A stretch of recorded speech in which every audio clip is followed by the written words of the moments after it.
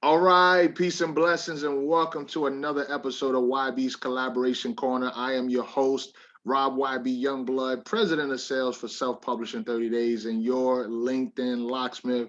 I have the pleasure of talking to a local guy and local to me because here I'm in Richmond, Virginia, and so Bakar Bey is someone that I've had the pleasure of knowing for a number of years.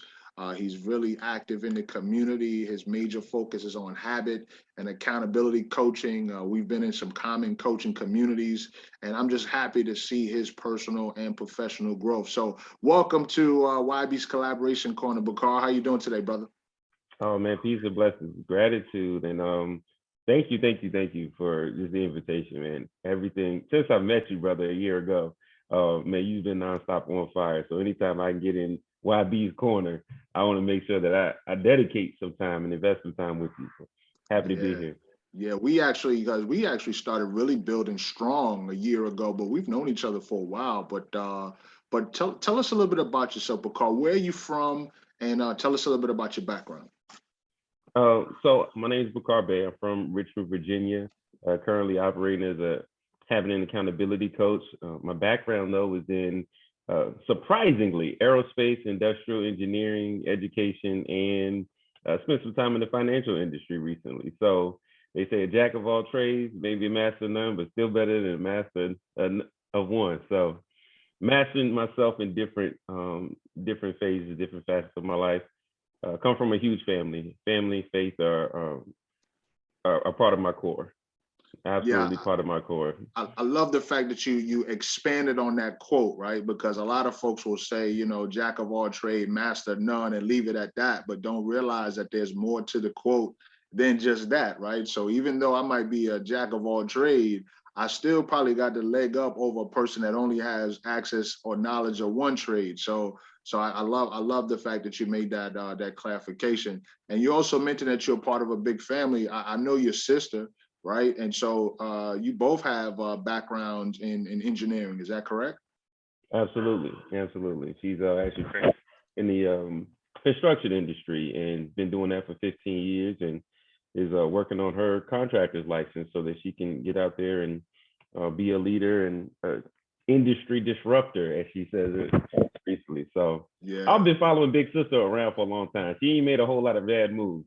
I love it. I love it. I love it. So let's talk a little bit about your transition, right? So you've made a few transitions in your career, but how did you end up becoming a habit and accountability coach? So I got into life coaching and education. Um, Really, it started when I was 5, to be honest. As soon as my parents said, "Hey, look after your siblings," I got one younger brother, 3 older siblings, and so his nickname was my shadow. So anywhere he go, I was teaching him everything I knew, from a young age. But more professionally, I got into personal development coaching really over the last few years when I was working as a financial professional in that industry and recognizing how many gaps there were, especially in the personal development and lifestyle space Mhm. between the people and the clients that I was working with. So really some huge gaps between how they were developing and what they wanted to achieve financially. And it continued to wear on me, to work on me. And just knowing my gifts, my talents, my skill set, and coming from a discipline of quality engineering, man, I knew that I could help people to create a better quality of life. And so bringing all of that into the front, taking the financial knowledge, taking the foundations in engineering education, and applying that to um, engineering systems and systems thinking, brought all of that together into, I think, a really, really exciting, forward-looking program that's changing lives. Yeah, yeah, that's good, man. That's good. And changing lives is important, man. And you've been doing that. I've had the pleasure of working with a few folks that you've worked with. Matter of fact, you've referred some folks to me based on work that you've done. And but even for yourself, I've seen you grow personally. What's been the driving force for your own personal growth and development? Oh man, it starts with a commitment to myself years ago, recognizing that in my faith we believe in reincarnation, and so my aim is to make this the last life I have to live. Mm. to learn these kind of lessons. Yeah. I'm looking forward to moving on to the next. And so, I mean, what really drives me is making a commitment at a younger age, committing to my faith, committing to following the path that my creator laid out before me. And I haven't been the most obedient to that path throughout it because of all of, what shows up in the world and how, man's way man's laws want to kind of take us away from what I know God has in store for us. And so that just drives me every single day. I know that I cannot fail myself. I'm not a quitter. I cannot fail myself on that promise. And so that commitment just keeps me moving forward. Yeah, no, I can appreciate that. And so as we transition, let's talk a little bit about collaboration. What is your definition of collaboration? I mean, what does collaboration look like to you? I love this question. And I will keep it simple. Collaboration to me is manifesting what you decide or make your mind up to do. It's seeing it all the way through to completion. That's what success is. If you decide to wake up and exercise in the morning, you've had a success. You've had a success, right? So I'm measuring like the moment of a success. Right. As opposed to maybe people look at their entire life as being some sort of destination of success. Right. I don't look at success as a destination. It is just an ongoing process of moment after moment after moment. It's here and then it's gone. It's here and then it's gone. It's fleeting. So you're saying, just so I'm clear, so you're saying collaboration is understanding the importance of following through on a specific task and understanding that your success is in collaboration is done in a moment, is not in a specific destination, correct? I'm not sure if I answered the right question. Well, you talked a little bit about success, and that's why I wanted to get some clarification in terms of collaboration in and of itself. Like, so, understanding, like, from your perspective, what's your definition of collaboration when it comes to, whether it's collaboration with your clients, collaboration with, different types of communities or organizations. Like, what does collaboration mean to you?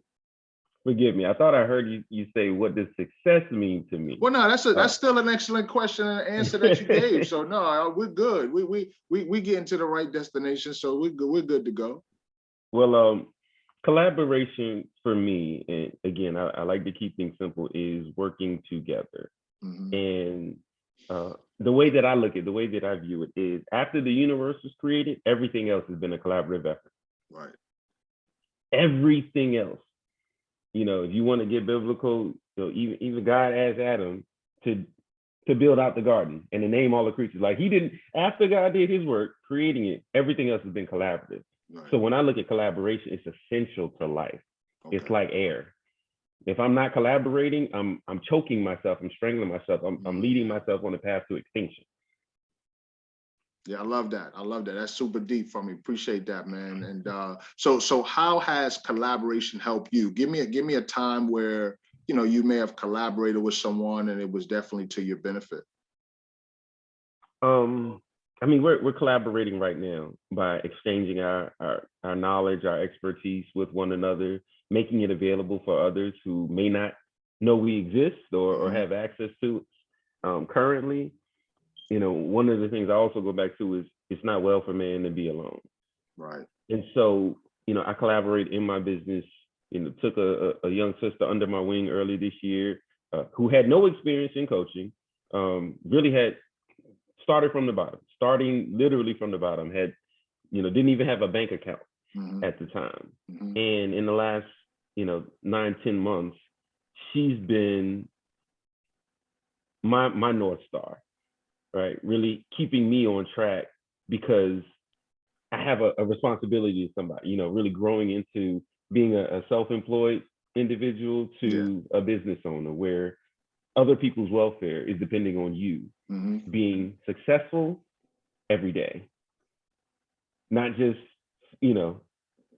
1 year or 1 month but continue to be successful every single day in the things you do and how you are. And that's really what I build. So for me, collaboration, and I think the biggest piece of that, and one of the reasons I took her under my wing, because I was looking for somebody who could be as consistent and reliable as I knew I was.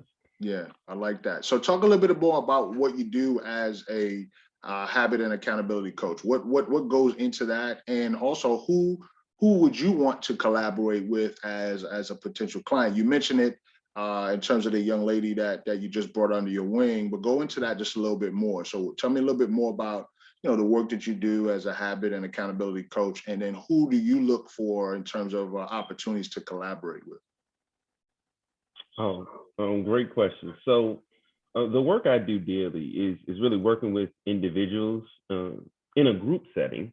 I want to emphasize that I work with individuals in a group setting. Also work individually, one on one, as desired, as people requested, but mostly working with them on a group setting in order to help them identify, their goals, challenges, but most important, get to the root of the beliefs, values, visions, and we call them lies that that are leading and guiding our lives. And so helping people understand what are the things that they believe, what is it they value, what vision do they have for their life, and what are the things they need to leave behind. That's what I mean, the lies. What are the things that they need to leave behind? Right. And that's just the foundation.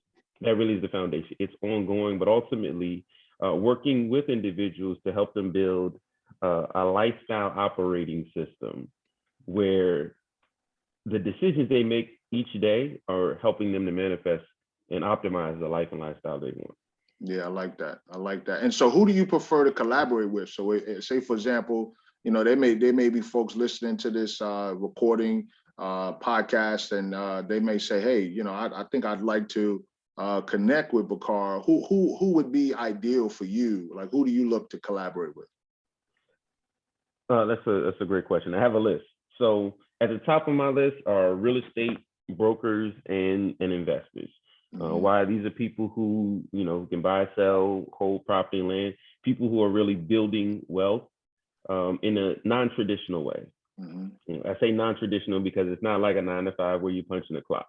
Right. You have to show up, do the work, and I recognize most often there are people who are doing it part-time, full-time, but may not have the structure in their lives to do it with consistency and predictability, Right. But also be able to work with the ebbs and flows, of that kind of industry. So there's a lot of opportunity working with those, and I also know that kind of knowledge is it's big right now. A lot of people are moving into real estate development and purchasing, and so I want to be surrounded by people who understand that industry for my own benefit, but also to be able to share that knowledge with those who are in my community. Yeah. Other investors who, in the digital currency and asset space, they're trailblazing a new frontier in financing and wealth building right now. Yeah. And I'm a part of it, and I'm connecting with them. I'm supporting it. I need all of you around me. Yeah. Traditional small business owners are that I'm working for, is those who are leaders in their field, even corporate team leaders. One of the reasons is because I know there are a lot of people who are transitioning out of that space. Right.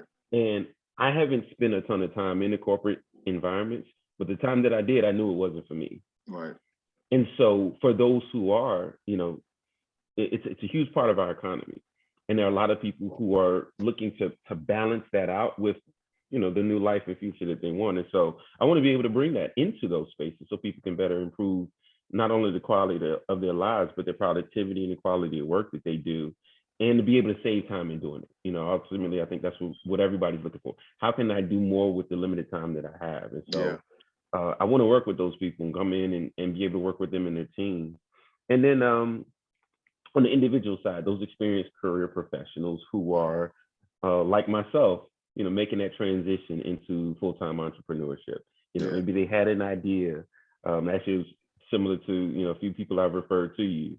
They have an idea, but they don't know how to get started on it, or they're new to owning or operating a business. They've maybe had a business, but haven't fully invested themselves into, helping it to flourish. Yeah. And I work with people like that every single day, because it does take attention. It does take really shifting around your values, your beliefs, and your habits in order to make it work for you and for Yeah. your family and for those things that you care the most about going forward.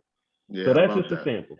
I love that. That's pretty strong. And for those of you who are listening that fit that group that he's talking about, definitely reach out to Bakar. Bakar, how can people connect with you if they identify with the group that of people that you mentioned? Like, say for example, they are real estate investors, or they are business owners, that they hear what you're saying and hear what you have to offer, how you think, and they want to collaborate or connect with you. What's the best way for them to do that? How can they connect with you?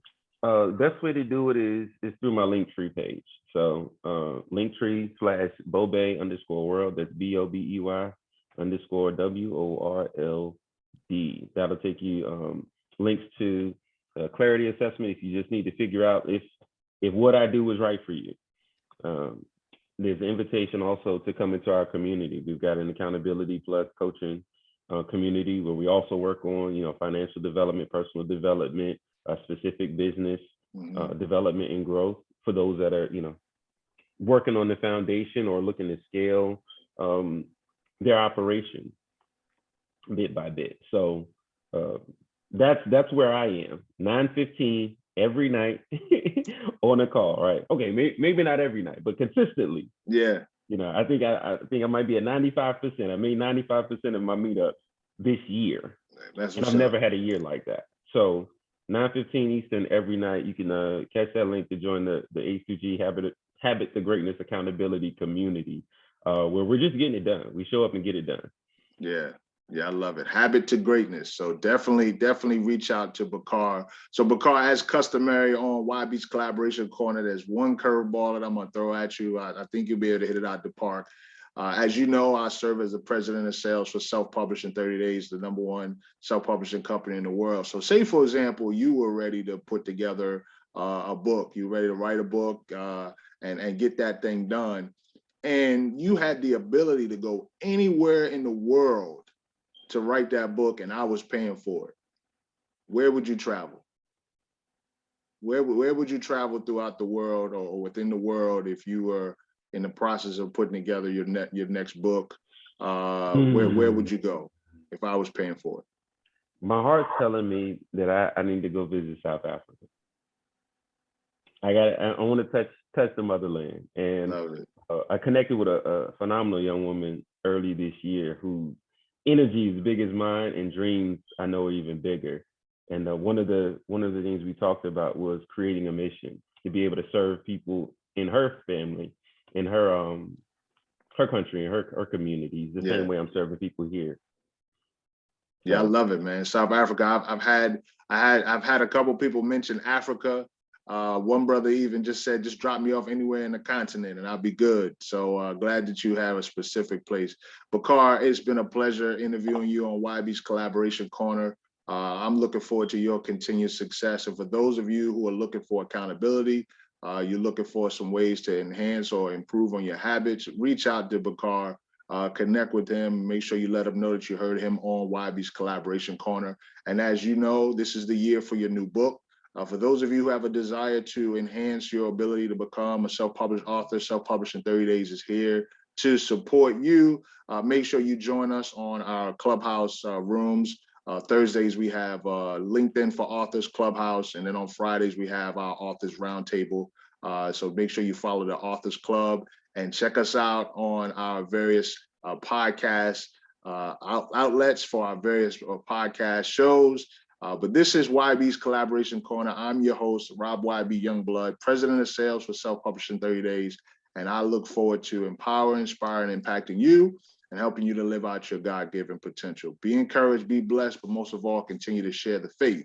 And the way that you do that is by walking in your gift, because your gift will make room for you. We'll see you next time. Peace.